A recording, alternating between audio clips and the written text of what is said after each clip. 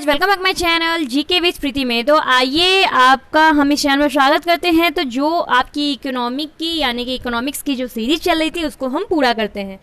तो 1 से 25 तक क्वेश्चन हम ऑलरेडी करवा चुके हैं। अब उसके आगे की यहाँ पे क्लास होगी। उससे पहले आपसे छोटू सा रिक्वेस्ट है, चैनल पर नए हो ना तो फटाफट चैनल को सब्सक्राइब कर दीजिए, घंटी वाले छोटे से बेल आइकन को क्लिक कर दीजिए। पुराने हैं तो बस लाइक एंड शेयर कीजिए। आइए स्टार्ट करें। एक अधिकारी की सीमांताएं क्या होती है? आपको मिलेंगे 3 सेकंड। 3 सेकंड में आपको मन में सोचना है, बताइए। तो एक अधिकारी सीमांताएं होती है जो कि क्या होगी, कीमत से यानी कि उसके प्राइस से बहुत कम होती है। उसे हम क्या कहते हैं? एकल कंपटीशन, यानी कि एक अधिकारी की सीमांत जो इनकम होती है वो कहते हैं। किसी अर्थव्यवस्था में मुद्रा के मूल्य और कम कीमत स्तर के बीच संबंध क्या होता है? तो आंसर क्या हो जाएगा? प्रतिलोम और इनवर्स होता है। क्या होता है? तो प्रतिलोम और इनवर्स होता है। चीजों की मांगे कमी या पूर्ति में वृद्धि होने पर क्या होता है?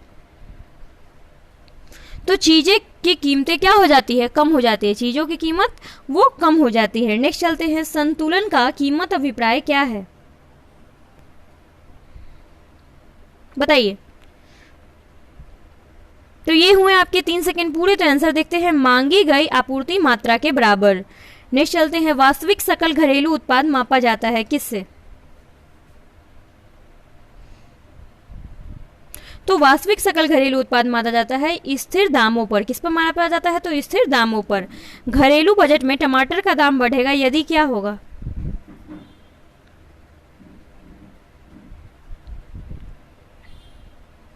तो आंसर क्या हो जाएगा बताइए। तो यहाँ पे आंसर, ताजे टमाटरों का निर्यात अन्य देशों में किया जाएगा तो ही टमाटर का दाम बढ़ेगा, वरना देख लीजिए अब टमाटर का दाम जब बढ़ेगा तो यही होगा।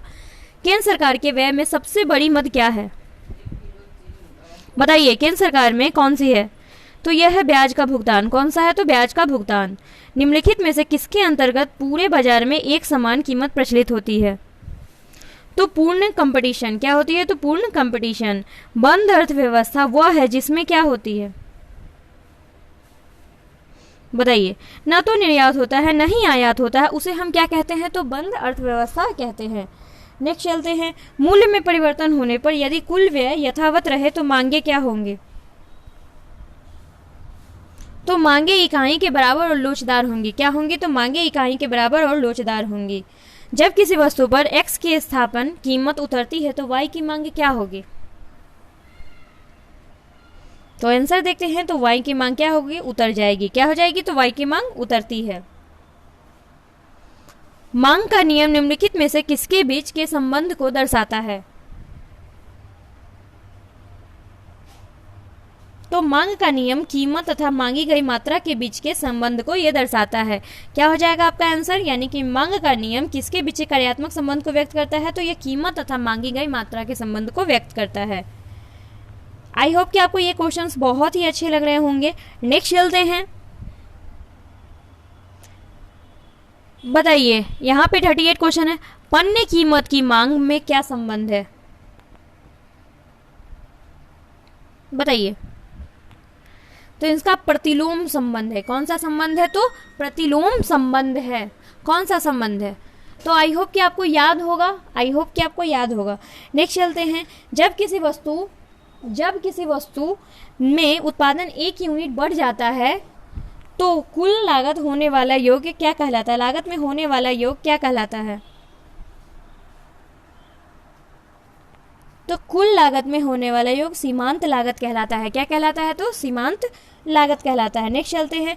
पूर्ति अपनी मांग स्वयं बना लेती है, यह क्या है? बताइए।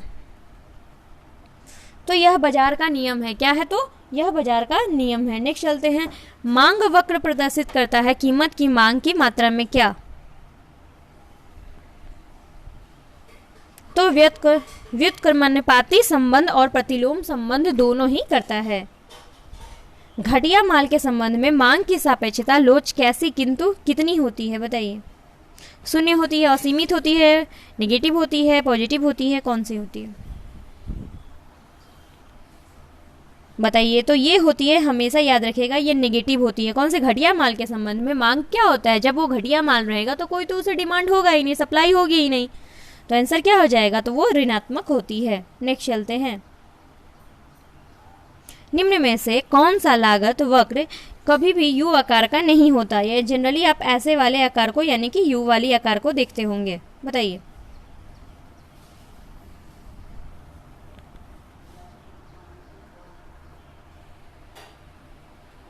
तो आंसर क्या हो जाएगा बताइए इसका? तो इसका हो जाएगा औसत नियत लागत, यानी कि एवरेज जो उसकी लागत होती है उसे कहते हैं। नेक्स्ट चलते हैं, समग्र मांग और समग्र पूर्ति के मिलन बिंदु को क्या कहते हैं? तो समग्र मांग और समग्र पूर्ति के मिलन बिंदु को हम बाजार संतुलन कहते हैं। क्या कहते हैं? तो बाजार संतुलन कहते हैं। पूरक वस्तुओं की मांग को क्या कहा जाता है बताइए? तो पूरक वस्तुओं की मांग को संयुक्त, तो पूरक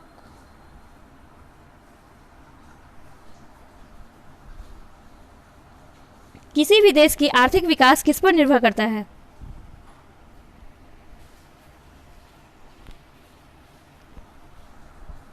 नेक्स्ट चलते हैं, पूरक वस्तुओं की मांग को क्या कहा जाता है बताइए? तो 45 का आंसर देखते हैं, तो इसका संयुक्त मांग को पूरक वस्तु की मांग कहते हैं। नेक्स्ट चलते हैं, किसी भी देश की आर्थिक विकास किस पर निर्भर करता है बताइए?